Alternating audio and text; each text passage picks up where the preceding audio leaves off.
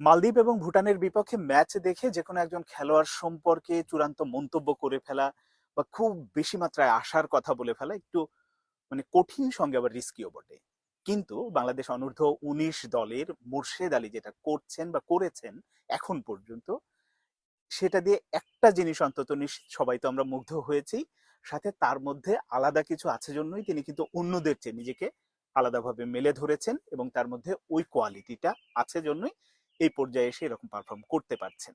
দুটো ম্যাচেই তিনি মালদ্বীপ এবং ভুটানের বিপক্ষে নিজে যেমন গোল করেছেন, গোল করিয়েছেন, ভালো পারফর্ম করেছেন, পায়ের ভালো কাজ আছে, এক কথায় অসাধারণ মনে হয়েছে।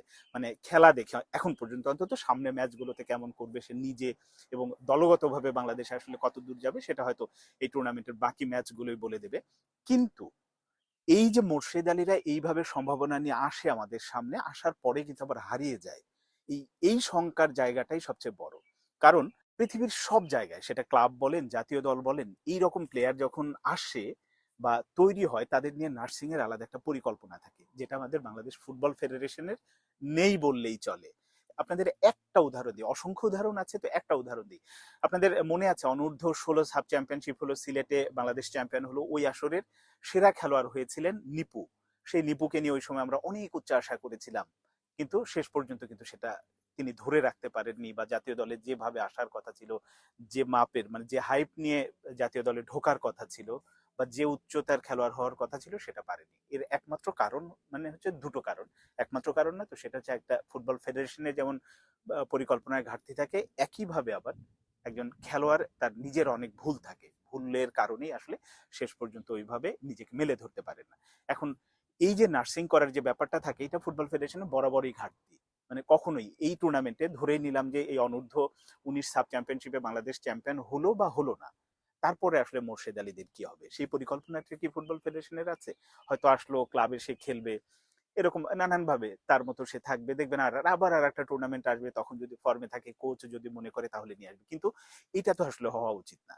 হ্যাঁ, ক্লাবে যখন আছে ক্লাবে আছে, তার বাইরে ওই খেলোয়াড়ের সাথে যোগাযোগ রাখা, সেটা ন্যাশনাল টিমের যারা কোচ আছে বা কোচিং স্টাফ আছে তাদের সাথে যোগাযোগ রাখা, সেইভাবে কাজ করা, যেটা ক্রিকেটে আছে, যে যখন আপনি জাতীয় দল বা বয়সভিত্তিক দল থেকে বাদ পড়ে যাচ্ছেন, ওই খেলোয়াড়দের নিয়ে কিন্তু আলাদা কোচরা কাজ করে।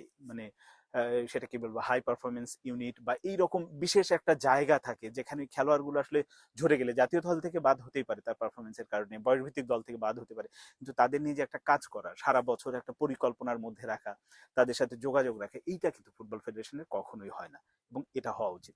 আর ফুটবলারদের যে ঘাটতিটা থাকে, ফুটবলাররা সবসময় আমাদের দেশে যেটা হয় যে একটু তারকা খ্যাতি পেয়ে গেলেই বা মোটামুটি মানের একজন খেলোয়াড় হয়ে গেলে তাদের মাথায় আসলে টাকার চিন্তাটা বেশি ঢুকে যায়। হয়তো ফুটবলাররা আমার সাথে একমত নাও হতে পারেন, কিন্তু এটা বাস্তবতা। টাকার জন্য বড় দলের কাছে যাচ্ছে, সাইড বেঞ্চে বছরের প্রায় বেশিরভাগটা সময় সাইড বেঞ্চে কাটছে, মাঝে মধ্যে হয়তো দু একটা ম্যাচ খেলতে পারছে, এতেই তৃপ্ত থাকছে। কিন্তু যে বয়সটাকে তার তৈরি করার, ওই জায়গাটাতেই বড় ঘাটতি রয়ে গেছে শুধুমাত্র টাকার পেছনে দৌড়ে। এই কারণে আমার কাছে যেটা মনে হয় যে এই বয়সে ফুটবলারে যদি টাকার পেছনে না দৌড়ে নিজেকে আগে তৈরি করেন, এবং তৈরি করে শুধু বাংলাদেশের ক্লাবে থাকবেন কেন, ফুটবল দুনিয়াটা অনেক বড় এখন। এই কারণে আমার কাছে বারবারই এটা আক্ষেপের জায়গা যে যারা প্রতিভাবান খেলোয়াড় আছে তারা কেন শুধু বাংলাদেশে আটকে থাকবে? আপনারা কেন ইউরোপের দিকে দৌড়াবেন?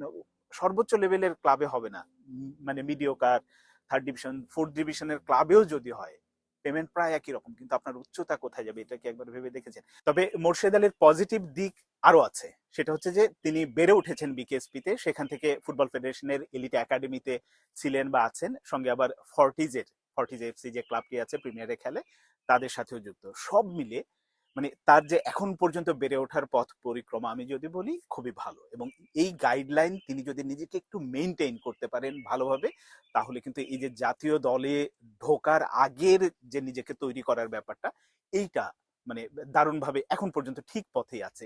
কিন্তু এই যে আমার চাওয়া যে আসলে শুধু মোর্শেদ আলীরা বাংলাদেশে না, বাংলাদেশের বাইরে যাতে চিন্তা করে, এবং তার ক্যারিয়ারটা যাতে অনেক লম্বা হয়। ফুটবল দুনিয়াটা তো এত বড় যে যেখানে ঢুকলে খালি ওপরের দিকে ওঠা যায়, নিচের দিকে যদি নিজেকে ওইভাবে তৈরি করা যায়, নিজেকে ওইভাবে মেলে ধরা যায়, তো মোর্শেদ আলীরা ঠান্ডা মাথায়, মোর্শেদ আলী সেই কাজটা করবেন, আশা করা যায় অন্তত।